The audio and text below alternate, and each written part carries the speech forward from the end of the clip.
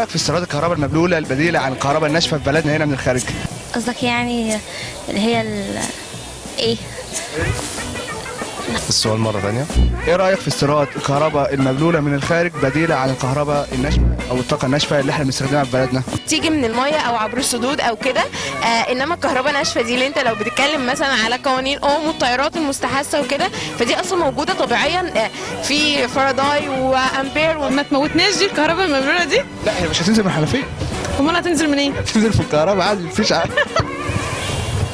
ايه رايك في استيراد الكهرباء المبلوله بديله عن الكهرباء الناشفه في بلدنا؟ نعم.